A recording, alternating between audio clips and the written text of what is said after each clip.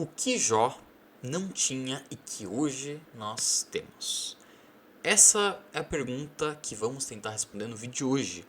Vamos fazer um resumo do que é o livro de Jó, a história de Jó, e tentar responder o que faltava para Jó. E bom, para quem não conhece, eu vou apresentar ele. Jó é uma figura muito conhecida no Antigo Testamento. A verdade é que o livro de Jó, de todos os livros da Bíblia, é um dos mais debatidos, porque ele apresenta várias questões morais, éticas e até espirituais que foram um debate na humanidade ao longo dos séculos, continua sendo um debate hoje. É um livro muito interessante. Eu particularmente acredito que de livros preferidos da Bíblia eu gosto muito de Jó e João. Não só porque os dois começam com Jó, né? Não é isso o ponto, essa similaridade, mas os temas que eles trazem são muito bons, as reflexões por trás são excelentes. No caso de Jó, eu posso passar horas falando de vários detalhes interessantes e este vídeo é só um pequeno pedaço do que eu acho interessante nele. E acontece o seguinte, né? Em Jó há um grande debate sobre por que pessoas boas sofrem. E pode parecer estranha essa pergunta, quando ligamos com a vida real, ela faz certo sentido, mas quando olhamos para a Bíblia pode parecer um pouco estranho porque no Antigo Testamento, principalmente, temos várias passagens falando que pessoas pecaminosas, pessoas más, elas sofrem a consequência do seu erro, do seu pecado, né? Temos vários personagens que, por estarem envoltos em pecado, sofreram, né, as consequências disso. Só que é de se pensar que se isso acontece com as pessoas más, as pessoas boas recebem uma recompensa, né? Elas são agraciadas ali com a bênção do Senhor. Isso é verdade. Mas é aí que entra esse debate. O caso de Jó é só um exemplo, mas temos outros livros dentro da palavra do Senhor que debatem isso.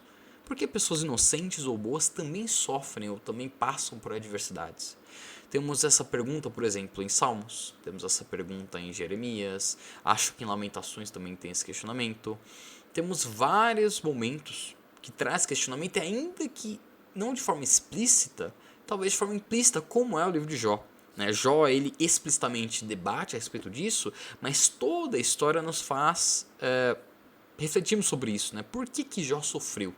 Qual que foi o grande ponto ali? Porque apresentando para vocês quem era Jó, né? Vamos começar a falar desse livro. Eu vou ler alguns versículos daqui a pouco, mas vamos do começo, né? Jó é um livro que tem 42 capítulos aproximadamente e muito se prega, principalmente do começo e do final de Jó. Eu vou falar um pouco sobre o que é o meio também, tá? Ele é um livro grande, né? 42 capítulos. Mas o que acontece? Em Jó capítulo 1 nós conhecemos este personagem, né? Ele era um homem justo. Um homem que quando pecava oferecia sacrifícios, um homem que obedecia ao mandamento do Senhor, um homem que se preocupava com seus filhos, ele tinha filhos, ele tinha esposa. Tanto é que caso seus filhos pecassem, ele já estava precavido, por assim dizer, né? Ele temia que seus filhos pecassem e já oferecia sacrifícios pelos filhos, já pensando no perdão dos pecados dos filhos dele. Só um parênteses, isso é muito interessante, porque outros pais na Bíblia, pais humanos, muitos deles eram muito mais negligentes com seus filhos. Jó é o contrário, ele mostra muita responsabilidade. Se a gente for pegar, por exemplo, Abraão, ou melhor, Abraão não, por pegar Israel, né, com os seus filhos que representam as 12 tribos. Se nós formos pegar Samuel, o profeta Eli também em 1 Samuel. Se nós formos pegar Davi, né, Davi, quando estava se cumprindo a profecia do Senhor contra ele, né, a maldição diante do pecado dele com Batseba, todos esses personagens foram negligentes com seus filhos, passando pano ou ignorando as falhas e pecados deles, mas Jó era diferente. Jó, ele se preocupava até mesmo com isso. Ele tinha ali riquezas, ele tinha, né, plantações, terrenos, enfim, servos, ele tinha saúde, ele tinha várias características que mostram que ele era próspero. E ele buscava ser uma pessoa obediente e boa, como era de se esperar, a gente pegando a ética e a moral descritas no livro bíblico, né? Só que o que acontece com ele e que gera toda essa história? Ele é um homem bom, mas que aparentemente do nada, tudo que ele tinha é perdido. Os filhos dele morrem, um desastre, né? Que acontece ali, que traz bastante tristeza e dor para Jó e para sua esposa. Ele perde várias coisas que ele tinha, né, os animais, ele perde a própria saúde de tal maneira que ele precisa usar os cacos ali de barro para coçar as suas feridas. Do dia para a noite, o homem que tinha tudo não tem mais nada. E ele, em seu pior momento, né, nós temos essas desgraças acontecem em dois momentos, né? Uma parte no capítulo 1, uma parte no capítulo 2. E em ambos os acontecimentos, a resposta dele é muito parecida, né? Ele mostra que está triste, mas ele responde com uma confiança inabalável no Senhor. Nós temos aquela famosa passagem que fala: Deus me deu, Deus tomou, bendito seja o nome do Senhor. Temos a passagem que a esposa dele fala: Jó amaldiçoa esse Deus e morre. E Jó responde: se nós agradecemos a Deus pelas coisas boas, porque também não pelas coisas más. Mostrando que até na desgraça e na profunda tristeza ele confiava em Deus. E aí vem essa grande pergunta, né, que torna esse texto tão debatido e entra no debate que eu falei agora há pouco. Por que pessoas aparentemente boas sofrem? E o cristianismo tem muitas respostas para isso, o texto bíblico tem muitas respostas e muitos acreditam que o livro de Jó é uma grande resposta para isso. Eu particularmente concordo, mas acredito que mais do que dizer o porquê, o livro de Jó é muito bom para entender o como isso acontece. Se Jó mostrasse apenas o ponto de vista de Jó e de seus amigos, que são personagens que entram ali também na narrativa, seria uma coisa. Mas mais do que isso, o livro nos mostra também o ponto de vista de Deus, nos mostrando o que está acontecendo lá nos reinos celestiais, mostrando que, enquanto a história de Jó estava ocorrendo, coisas estavam acontecendo e decisões estavam sendo tomadas. E isso nos abre muita mente. E bom, eu vou ler aqui alguns versículos antes de continuar resumindo a história, para vocês verem como é muito interessante isso. Então vamos começar em Jó capítulo 1. Eu vou ler a partir do versículo 1. Basicamente vai ser um repeteco do que eu expliquei para vocês, né? Recomendo vocês lerem o livro inteiro. Por mais que seja longo, ele é muito importante, muito rico, certo? Mas vamos lá. Jó 1, versículo 1. Na terra de Uz morava um homem chamado Jó. Ele era bom e honesto, temia a Deus e procurava não fazer nada que fosse errado, basicamente o que eu descrevi. Jó tinha 7 filhos e 3 filhas, e era dono de 7.000 ovelhas, 3.000 camelos, 1.000 bois e 500 jumentas. Tinha também um grande número de escravos. Enfim, Jó era o homem mais rico de todo o Oriente. Basicamente também o que eu descrevi. Os filhos de Jó iam às casas uns dos outros e davam banquetes, cada um por sua vez, o que mostrava que a riqueza de Jó era tanto que também seus filhos, né, por consequência, eram ricos. Né, eles podiam dar banquetes e por aí vai, e festejar bastante. E as 3 irmãs eram sempre convidadas para esses comes e bebes. Quando terminavam a rodada de banquetes, Jó se levantava de madrugada e oferecia sacrifícios em favor de cada um dos seus filhos para purificá-los. Jó sempre fazia isso porque pensava que um dos filhos poderia ter pecado, ofendendo a Deus em pensamento. E um parênteses, olha que maravilhoso. Isso ofendendo a Deus em pensamento, eu estou lendo na NTLH, não me recordo se em outras traduções também traz essa ideia, né, do pensamento, mas é muito interessante esse detalhe. Eu vou até pegar outra Bíblia aqui para confirmar. Vamos pegar uma Ara. Mas se assim realmente está escrito, né, no texto original, é muito interessante porque remete àquilo que Jesus disse, né? Não basta você apenas não pecar, né, efetivando o pecado. Só de você pensar em pecar, você já está pecando, né? Claro, existe uma diferença, né, entre o realmente realizar e o idealizar, de forma que quando você está idealizando, você tem um controle maior sobre aquilo, né? As consequências diretas ainda não te atingiram, você tem como remediar a situação, mas que mesmo em pensamento você não deve pecar. Isso é maravilhoso e contrasta muito com outras passagens do Antigo Testamento, mostrando que o novo complementa aquilo que foi apresentado no velho. Mas em Jó, vamos até abrir aqui para confirmar. Isso é um detalhe que veio agora, tá? Não estava no que eu planejei para esse vídeo. Vamos ver aqui na Ara. A Ara também fala isso. Tem Salmos, vamos descendo. Mas se assim for, olha, detalhe muito bom. Vamos lá. Jó 3, Jó 1. Tal. Esse é o versículo... Beleza. Versículo 5. Decorrido o turno de dias, tal, local segundo. Talvez tenham pecado os meus filhos e blasfemado contra Deus em seu coração. Assim o fazia Jó continuamente. Tá, não necessariamente é o caso de mente, mas mostra que tanto se preocupava Jó que até por dentro, ainda que efetivamente o pecado talvez não tivesse sido cometido, mas aqui por dentro o pecado já pudesse ter se consolidado. Isso é maravilhoso, maravilhoso. Enfim, continuando. Esse é o ponto de vista inicial. Um homem que tinha tudo, estava tudo certo, ele era um pai responsável até esse ponto, né? Agora vamos continuar. E aí entra aquela outra parte do texto, né, outro detalhamento do texto que mostra não apenas o ponto de vista na terra. Né? Vamos lá. Versículo 6. Chegou o dia em que os servidores celestiais vinham apresentar-se diante de Deus, o Senhor. E no meio deles veio também Satanás. Versículo 7. O Senhor perguntou: de onde você vem vindo? Satanás respondeu: estive dando uma volta pela terra, passeando por aqui e por ali. E só esse pequeno diálogo, o que abre de margem teológica para debater a respeito do papel de Satanás, a respeito do problema do mal, né? Porque o mal existe, se Deus é soberano e bom, por aí vai. Cara, esse texto é maravilhoso. E, nossa, é fantástico. Mas continuando. Versículo 8. Aí o Senhor disse: você notou meu servo Jó?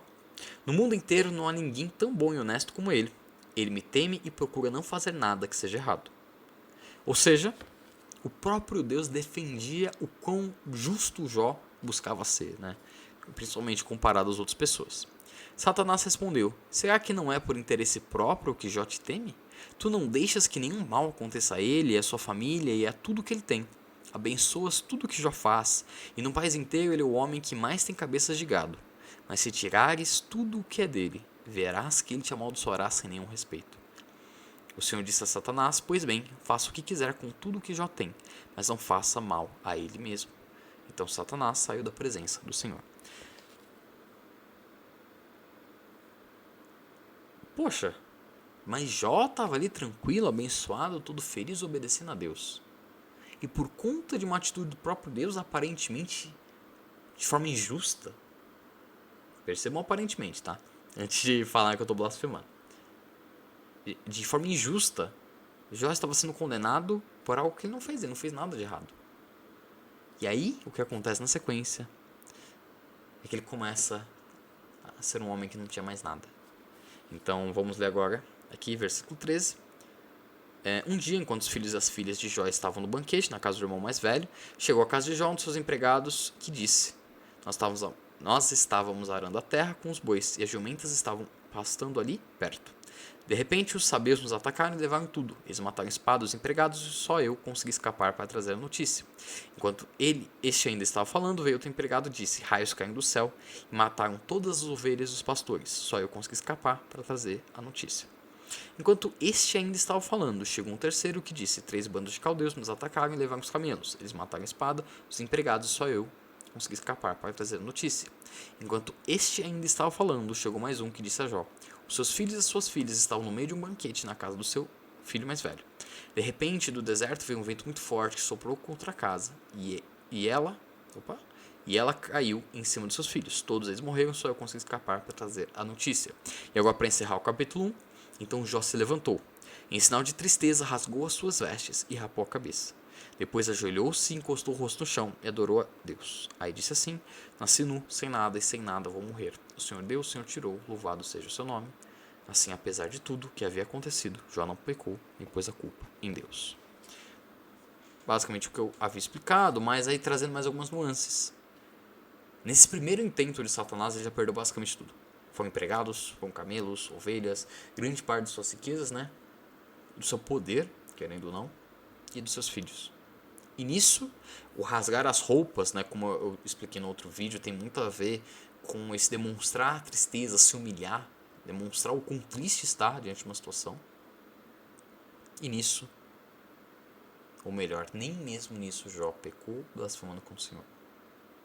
E aí entram as perguntas. A gente poder continuar lendo, o segundo capítulo é basicamente isso, né? Principalmente Satanás afeta a saúde dele, e aí vai dando continuidade, né? Poxa, por que Jó sofreu tanto? E aí tem várias explicações, né? Nós podemos falar sobre Deus que nos prova. A Bíblia nos relata que Deus não pode tentar ninguém. Quando oramos o Pai Nosso, clamamos para que o Senhor nos ajude a fugir da tentação. Isso é um pedido de ajuda, não necessariamente falar Deus não nos tente. Pelo contrário, Deus não tenta. Quem tenta é Satanás. Só que diante da autoridade de Deus, né? Nada acontece se não for pela autoridade do Senhor. Então, o que isso nos dá de lição? Deus pode provar a nossa fé, nossas intenções do coração, pode nos apresentar situações, dificuldades, adversidades, para que nós sejamos moldados. Isso aconteceu com vários personagens bíblicos. Por vivemos nós em pecado e no mundo com pecado, muitas vezes Deus usa de adversidades, situações para nos ensinar. Seria muito bom se não fosse necessário, mas por conta do pecado original e da corrupção da criação, isso acaba se fazendo necessário. Temos o caso, por exemplo, de Sansão, onde a Bíblia nos apresenta que Sansão, ele quis casar ali com uma mulher estrangeira, não era da vontade do Senhor, não era da Dalila ainda, era uma outra mulher, mas naquela situação Deus estava fazendo com que, diante do erro de Sansão, ele era muito teimoso, Deus criasse uma situação onde Sansão aprendesse uma lição, mas que não de verdade aprendeu, né? Ele só ignorou, e os filisteus fossem ali atacados diante daquela situação, tudo mais, houve uma punição divina contra os filisteus. Então Deus utiliza assim de várias situações para que nós aprendamos, para que a justiça dele seja feita no mundo. Esse é um ponto. Por outro lado, e está até descrito aqui em Jó 1, Satanás ele está por aí, ele se manifesta em diversos momentos e acontecimentos. Nós temos isso no Novo e no Velho Testamento. No Novo Testamento, por exemplo, o próprio Satanás vai tentar Jesus, né? Satanás tenta Adão e Eva lá em Gênesis. Satanás está envolvido sim em muitas ações, né? Demônios também estão envolvidos em muitas ações. Então podemos dizer que pessoas boas sofrem por provações do Senhor e também por ataques do inimigo, por assim dizer, né? Muito dito em igrejas por aí.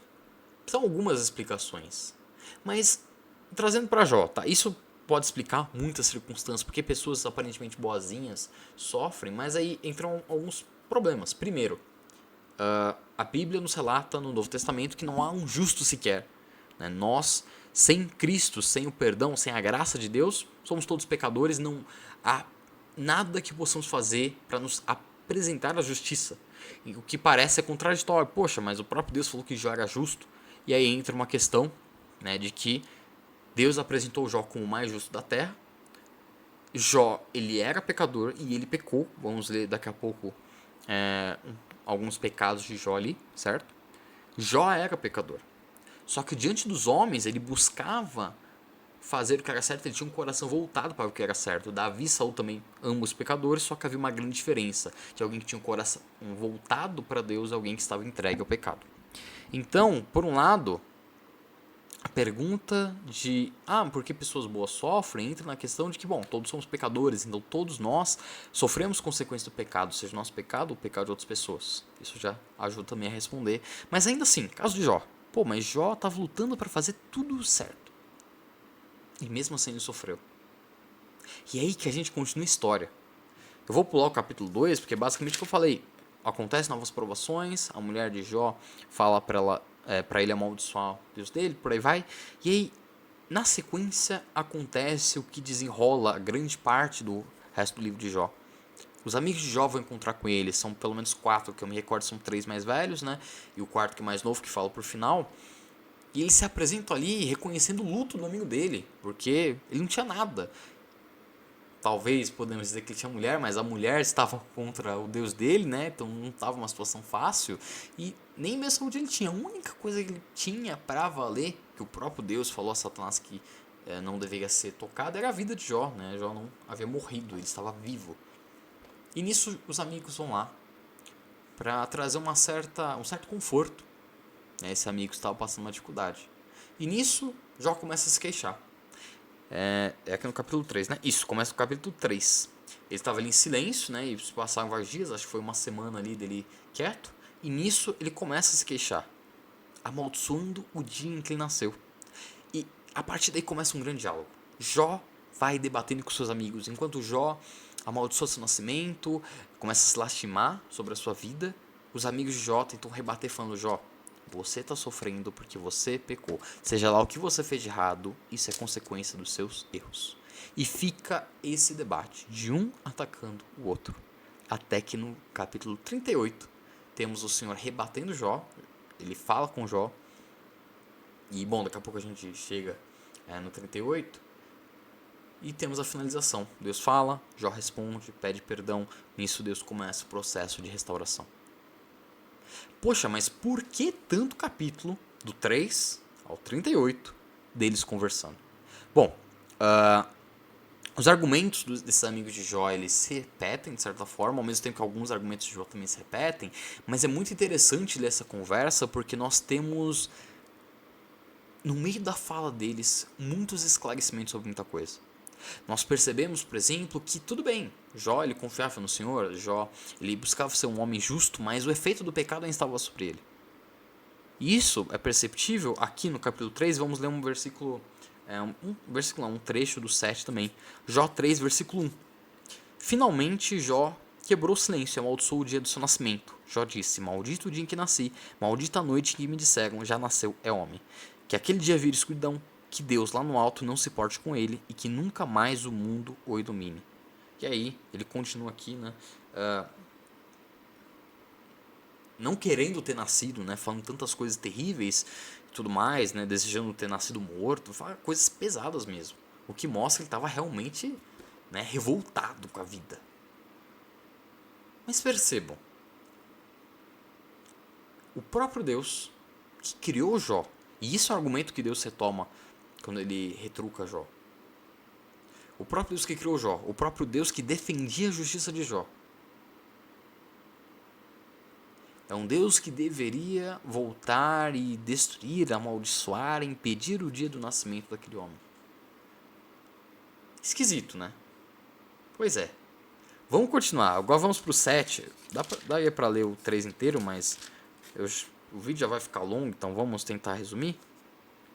Total. Bom, nisso, do 3, temos a diálogo de Jó, certo? Depois um dos amigos dele rebate. E aí a partir do 6, Jó responde de novo, né? Então, em resposta, Jó diz tal. Ah, se a minha desgraça, meus sofrimentos fossem postos uma balança, falando o quanto ele estava ali abatido. Mas vamos para o 7, que é a continuação desse diálogo de Jó. 7:1. A vida neste mundo é dura como serviço militar. Todos têm de trabalhar pesado, como escravo que suspira pela sombra, como trabalhador que espera o seu salário. Isso daqui é uma grande referência a Gênesis, capítulo 3, a maldição que Deus impõe sobre o homem diante ele ter pecado, onde o homem tem que suar, né, para conseguir retirar o sustento da terra. Muito interessante isso. Mês após mês só tenho tido desilusões e as minhas noites têm sido cheias de aflição. Essas noites são compridas, eu me canso de me virar na cama até de madrugada e fico perguntando, será que já é hora de levantar?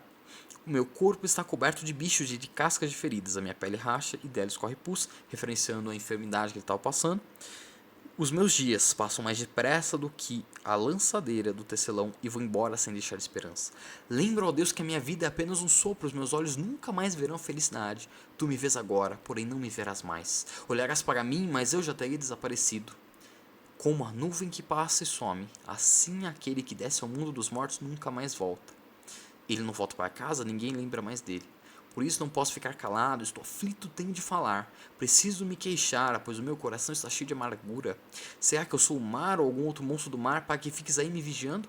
Quando penso que na cama encontrarei descanso e que o sono aliviará a minha dor, então me espantas com sonhos e com pesadelos me enche de medo. Eu prefiro ser estrangulado, é melhor morrer do que viver neste meu corpo. Detesto a vida, não quero mais viver, deixe-me em paz, pois a minha vida não vale nada. Enfim, acho que já deu pra pegar, né, toda essa fala triste dele. Mas o que eu quero tirar dessa parte, complementando com 3 e dá pra ler várias outras citações dele a respeito disso, é que diante daquela amargura que ele estava sentindo, Jó estava pecando também, demonstrando o quão pecador ele era. Então, de todos os personagens bíblicos que a gente for ter como referência, chegando Jesus, né, todos os homens aparentemente bons da Bíblia eram pecadores também. E Jó, sendo esse grande exemplo de um homem justo, ele pecou aqui. E eu explico. Além daquela questão criacional, se Deus que criou Jó é o mesmo Deus que defende a justiça de Jó e é o mesmo Deus que permitiu que as desgraças acontecessem, então Jó questionar o dia do seu nascimento, Jó questionar a validade da sua própria vida seria de certa forma questionar o próprio Deus. E isso é verdade. E isso é retomado pelo Senhor como argumento. Jó, por menosprezar a sua própria vida e entrar nesse debate com Deus, onde ele sente que está sendo vigiado por Deus, ele reconhece que a vida dele é como um sopro e que não vale nada, mas que Deus está ali vigiando ele, por assim dizer, né, observando isso e talvez não reconhecendo o quão pequeno é um grande debate de que Jó não dá o mesmo valor para a vida dele que Deus dá. Deus dá tanto valor à vida de Jó que não permitiu que Satanás tocasse na vida dele. enquanto Jó, não vendo mais valor, queria que, por qualquer motivo que fosse, a vida dele se extinguisse e aquele sofrimento acabasse. A verdade é que Jó é um livro que nos mostra que, pelas próprias obras, por você ser uma pessoa boa, não é o bastante para conhecer verdadeiramente a Deus. E por conta disso, quando lemos toda essa conversa, nós vemos amigos de Jó trazendo argumentos que fazem sentido. Sim, é verdade que homens pecadores, eles sofrem a consequência do seu próprio pecado. Mas também é verdade que Jó, ele não estava sofrendo pelo seu pecado. Os amigos de Jó estavam usando argumentos que faziam sentido e estavam corretos, só que não corretos para o que Jó estava passando.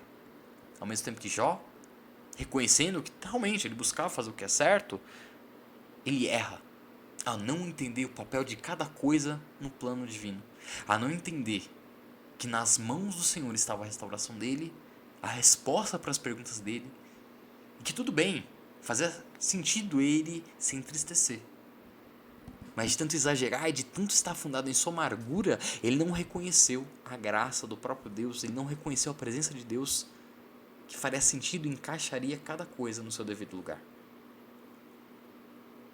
Vamos ler agora o 38 para fazer sentido o que eu estou falando, tá? Aí temos vários diálogos aqui. Nós temos diálogos onde Jó ele deseja apresentar sua causa diante do Senhor, para mostrar, olha, como eu não fiz nada de errado, o que está acontecendo comigo é uma injustiça, o que também por si só é um pecado. Pois se Deus, que é justo e defendeu a própria causa de Jó, estava de acordo com o que estava acontecendo, então Jó acreditar que poderia simplesmente apresentar um argumento que convenceria a Deus seria basicamente mostrar que Deus estava errado e Deus não estava errado. Vamos para o 38. Aí temos vários diálogos, para aí vai, enfim, daí eu vou fazer uma leitura de todo esse livro para ir falando. 38.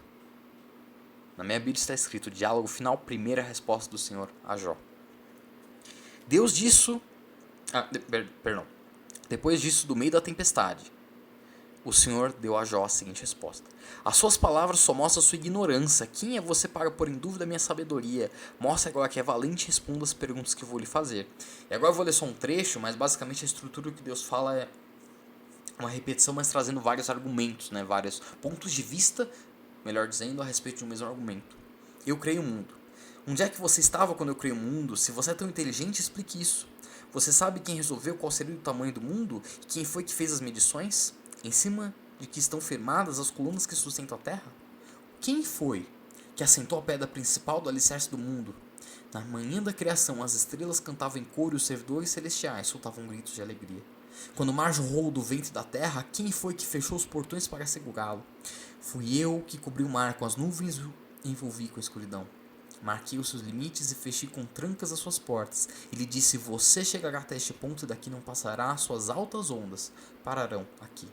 E aí temos vários outros pontos de vista falando de toda a criação, dos animais, das grandes bestas feras que existem na natureza, falando de tanta criação tão grandiosa e muitas vezes maior do que o próprio Jó, e que o Senhor e dono e a pessoa que possui autoridade sobre todas essas coisas é o próprio Deus. Então, se ele tem tamanha autoridade, quem é Jó para questionar essa autoridade? E nisso, Jó responde. Existe uma resposta dele aqui pequena, no 40, mas eu quero focar no 42, que é que mais encaixa no que a gente quer terminar de entender aqui. A primeira resposta de Jó é: eu não valho nada, que posso responder, prefiro ficar calado. Já falei mais do que devia e agora não tenho nada para dizer. Ele basicamente reconhece que precisa ficar quieto, e só ouvir. Nossa, bate o microfone, deve ter ficado alto pra caramba. Bom, enfim. E aí Deus continua falando. E no 42. Então a resposta ao Senhor Jó disse: eu reconheço que para ti nada é impossível, e que nenhum dos teus planos pode ser impedido. Tu me perguntastes como me atrevia a pôr em dúvida a tua sabedoria, visto que sou tão ignorante. É que falei de coisas que eu não compreendia, coisas que eram maravilhosas demais para mim, que eu não pude entender. Tu me mandaste escutar o que estavas dizendo e responder as tuas perguntas. Antes eu te conhecia, só por ouvir falar. Mas agora te vejo com meus próprios olhos, por isso estou envergonhado. De tudo que disse me arrependo sentado aqui no chão, no monte de cinzas. Jó ficou um grande tempo debatendo com os amigos, até que o próprio Deus falou com ele. E diante daquela repreensão, Jó, ele fica quieto, reconhece o seu erro e a sua ignorância, pede perdão e se arrepende do que ele disse. E na sequência Deus restaura. Muito falado de Jó no começo de tudo, dessa história, e Jó no final, quando ele é restaurado. Vamos ler um pouco da restauração. Versículo 7 do 42. 3 amigos de Jó. Depois que acabou de falar com Jó, o Senhor disse a Elifaz, da região de Temá, um dos amigos ali de Jó: Estou muito irado com você e com seus 2 amigos, pois vocês não falaram a verdade a meu respeito, como meu servo Jó falou. Agora peguem 7 touros, 7 carneiros, levem Jó e ofereçam como sacrifício em favor de vocês. O meu servo Jó orará por vocês e eu aceitarei a sua oração e não castigarei vocês como merecem, embora vocês não tenham falado a verdade a meu respeito, como Jó falou. Então Elifaz, que é da região de Temá, Bildade, que é da região de Suá, e Zofar, que é da região de Namá, fizeram o que o Senhor havia mandado, e ele aceitou a oração de Jó. E aí na sequência temos a restauração, né? A nova família de Jó, onde ele é restaurado, ele recebe até mais do que ele tinha antes de tudo que aconteceu, né? E ele viveu bastante tempo, ele viveu muito tempo ali, aproveitou bastante, teve netos, bisnetos e por aí vai, certo? Aqui no versículo 12 diz que o Senhor abençoou a última parte da vida de Jó mais do que a primeira. Ele chegou a ter 14 mil ovelhas, aí mostra, né, o quanto ele foi tendo uma grande riqueza. Que eu me lembro, eram 4 amigos, tá? Que falou de 3, mas eu me lembro de que, se no 38 Deus fala, então, eu acho que é no 37. Eu acho que não falou de Eliú, é isso mesmo. Acho que Eliú era o 4º amigo. Enfim, detalhes. O ponto é, Deus restaura. Deus mostra que os amigos de Jó também estavam errados, né? Eles não entendiam também completamente a situação, e Deus restaura. Vamos fechar os pontos e trazer o que eu quero, né? A resposta. Mas o que faltava para Jó? Bom, Jó foi repreendido. Ele aprendeu com a situação. Não dá para dizer que o Jó do começo é o mesmo Jó do final. Não apenas pelo que ele perdeu, mas também pelo que ele ganhou, né? Ele ganhou muitas coisas, não só de bens, não só de novos filhos, não é isso só, mas de aprendizado. A verdade é que o livro de Jó, ele nos traz questionamentos. Poxa, mas Deus permitiu esse sofrimento desse cara? Mas a verdade é que tudo bem, Jó de muitas formas confiava no Senhor e falava muita verdade a respeito de Deus. Mas ele também não tinha um entendimento completo e ele pecou nesse processo, acreditando que a vida dele, a justiça dele, a causa dele não estavam nas mãos de Deus, mas a verdade é que estavam. O grande erro de Jó e de seus amigos é que ao invés de ficar debatendo e brigando, talvez, se eles tivessem apenas se ajoelhado e todos orado, clamando pela misericórdia de Deus, eles tenham sido respondidos e Jó teria sido restaurado antes. Mas havia uma coisa que faltava para Jó. E o que faltava para Jó é o que hoje nós temos. Quando o Senhor chama Jó de ignorante e Jó reconhece a ignorância, nós vemos que nem toda a justiça, nem tudo aquilo de bom que Jó faz é suficiente para que ele conheça completamente a Deus. Não foi pela justiça de Jó que ele pôde saber o que estava acontecendo nos reinos celestiais. Não foi pela justiça de Jó que ele soube que Satanás estava agindo na vida dele. Ou talvez ele conhecesse quem era Satanás. Não foi pela justiça de Jó que Jó, no meio da sua amargura, clamou a Deus da maneira correta. Se Jó disse, ele foi até um hipócrita de certa forma, né? Que se Deus dá e Deus tira, se nós devemos agradecer quando Ele dá, mas também quando Ele tira, por que não devemos agradecer pelo aquilo que temos? Por que Jó não agradeceu pela própria vida ao invés de amaldiçoá-la? Porque Jó não confiou que a própria causa dele já estava com o Senhor. E bastava ele apenas se humilhar e se apresentar de coração aberto a Deus, que seria o suficiente. Se o Deus que aceita sacrifícios para perdoar os pecados dele e dos filhos estava ali presente, por que esse mesmo Deus não aceitaria um coração sincero ou que não entendia a situação do que estava passando, mas confiava que Deus daria a palavra final e as coisas se encaixariam? A história de Jó mostra um homem que é verdade que não compreendia completamente a soberania de Deus e duvidou dessa soberania, talvez não de forma direta, mas não conseguiu encaixar essa soberania com a sua própria vida. Jó pecou, ele errou, mostrando que quando as coisas deram errado, tudo bem, ele pode não ter diretamente amaldiçoado a Deus, mas amaldiçoou a criação dele. E disse coisas que davam a entender que Deus não era tão poderoso quanto ele era. E Deus, quando ele repreende Jó, assustando, a gente fica até assustado também. Nossa, mas o Jó, coitado, já sofreu tanto, ele está sofrendo mais. Mas a verdade é que essa forma de Deus falar, só reforça ainda mais o quanto ele tem de autoridade. Diante daquela autoridade, diante daquele poder, nada nunca escapou das mãos dele. Se Jó não tivesse nascido, como o próprio Jó desejava, né? Tantas pessoas não teriam aprendido essa lição que temos hoje aqui nesse livro. Se Jó não tivesse nascido, seus filhos, tanto no começo quanto os novos filhos no final, não teriam vivido e aproveitado muita coisa. E, podemos dizer, nossa, mas os filhos deles sofreram ali, que morreram e tudo mais, mas não podemos esquecer que esses filhos, em sua morte, puderam, eu creio nisso, conhecer a Deus verdadeiramente lá nos céus.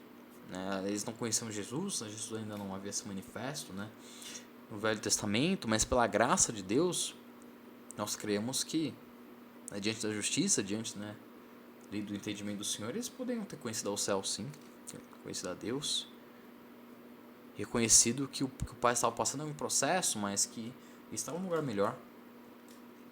Afinal, se Jó reconhece que Deus tira e dá, ele poder reconhecer que ao tirar, ele está fazendo o que era melhor, o que era mais correto. E nisso, esses filhos, esses empregados que faleceram, pelo menos estariam num lugar melhor. E é interessante dizer isso porque o próprio Jó fala um pouco ali do mundo dos mortos, né?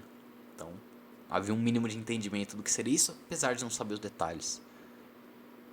Nós vemos Jó como um homem que ele tinha tudo, mas lhe faltava uma conexão direta com o Senhor. Algo que lhe trouxesse profundidade e o ajudasse a conhecer face a face o próprio Deus. Talvez não diretamente, né? Mas pelo menos em coração. O que faltava para Jó é o que hoje nós temos acesso. Por meio de Cristo, nós podemos verdadeiramente conhecer o Senhor. Por meio de Cristo, conhecemos o nosso Pai, ao qual não chamamos só de Senhor, mas Pai, onde somos filhos de Deus. Somos feitos filhos de Deus pela graça. Por meio de Jesus, temos acesso ao Espírito Santo, que nos consola, nos conforta, nos confronta e nos ajuda a vivermos uma vida mais e mais santa. Por meio de Cristo, nós temos uma liberdade inimaginável e por meio de Jesus, nós temos algo que talvez Jó, se tivesse condições, teria dado tudo para ter. Talvez Jó desse todo o seu gado, desse todos os seus empregados. Talvez Jó confiasse todos os seus filhos a Deus, né? Ele fala, Deus, tome aqui os meus filhos, eu chamo eles de filhos, mas foi você que os criou, eu entrego eles a ti. Talvez entregar sua esposa, sua saúde, talvez tudo. Só para falar, Deus, me dê este mesmo caminho para te conhecer verdadeiramente, para te acessar e poder falar contigo. O que Jó não tinha, é o que nós temos. É o que nós recebemos como presente, de graça e por graça, e que devemos aproveitar. A história de Jó é uma história muito inspiradora, assim, e que nos incita a entender que mesmo quando fazemos coisas boas, podemos passar por batalhas, mas que o nosso Deus está lá em cima e confia na gente, e confia de que faremos a escolha certa e que cuidará de nós. Se perdemos algo, pela vontade dele, se ganhamos algo é pela vontade dele, e tudo isso é para o caminho certo, e diante do processo podemos aprender, mas que devemos reconhecer que somos pecadores, e que sem ele, sem o próprio Deus nos ajudando, não temos como nos salvar. Jó, ele não era autossuficiente, porque se fosse, ele teria reconquistado tudo que ele tinha, mas não reconquistou. É um homem que ficou em cinzas, para reconhecer que até na desgraça Deus estava presente. Talvez você que assista esse vídeo, já está dando 40 minutos de vídeo, eu gosto de falar, e eu nem falei tudo que eu gostaria, né? Vocês viram que se desse eu ia pelo livro todo passando, né? Talvez você esteja como ele, como Jó, vivendo um dos piores momentos da sua vida. Talvez algumas coisas na sua vida estejam ruins, outras estejam boas, esteja no meio termo. Talvez tudo na sua vida esteja bem. Você só tem a agradecer a Deus. Mas em todas as circunstâncias, reconheça que você precisa de Jesus. Se você está no fundo do poço, é Jesus que te tira de lá. E te abraça, e te enche, e te preenche. Se você está no meio termo, é Jesus que acerta os pontos. E te ajuda a aproveitar aquilo que você já tem de bom. Se você está ali pleno e perfeito, é Jesus que te confronta. Para que o teu orgulho, para que o teu ego não te tirem do caminho, te faça perder tudo que você tem. porque é vão, é efêmero. Como Salomão reconheceu em Eclesiastes, tudo é ilusão. Sem Deus, tudo é ilusão. Jesus te confronta para que você reconheça: tudo que eu tenho aqui, eu agradeço, mas é incompleto se Deus não estiver no negócio, se Jesus não estiver lá comigo. Para cada um de nós, em cada situação que temos, que possamos agradecer e reconhecer que temos o maior presente de todos, a salvação e a vida eterna, quando confiamos e acreditamos que Jesus Cristo é o nosso Senhor e Salvador, aquele que morreu e ressuscitou pelos nossos pecados. Jó também era pecador. Ele pecou reclamando. Ele talvez no dia a dia dele, né, no começo da história, ele pecasse também uma coisinha ou outra, enfim, ele oferecia o sacrifício já pensando nisso, né, em pedir perdão mesmo. Ele era pecador. E diante da desgraça, ele pecou de inúmeras formas e ele aprendeu com o pecado dele. O que Deus fez, para muitos pode parecer injusto, mas a soberania dele é completa. As coisas se encaixam e todo dia podemos tomar atitudes diferentes. Podemos ser o Jó que reclama ou o Jó que entende e agradece a Deus. Fala: bendito seja o nome do Senhor. Termino o vídeo, falei demais. Eu preciso começar a escrever roteiros, né? Nem que sejam uns bullet points para organizar minhas ideias, se não ficar tão longo. Mas eu quero finalizar com um convite. Não sei se alguém vai chegar até aqui. Convidando você, que talvez ainda não tenha conhecido esse presente, que é estar em Cristo, a aceitar Jesus como seu Senhor e Salvador. É Ele que faz com que as coisas se encaixem na sua vida. Eu te convido a ler Jó, que você leia, e é um texto maravilhoso e tem muito a aprender. Mas mais do que isso, eu te convido a aceitar Jesus como seu Senhor, a procurar uma igreja. Existem vários tipos de igreja, não estou querendo fazer propaganda de nenhum específico. Quem acessar minhas redes sociais pode ver a igreja que eu estou congregando no momento. Mas a seguir um caminho que nos leva à vida eterna.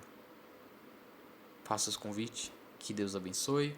Falei demais, mas eu espero que esse pequeno devaneio, né, meu, esse momento de eu falando da Bíblia, possa ter ensinado alguma coisa. Deus abençoe.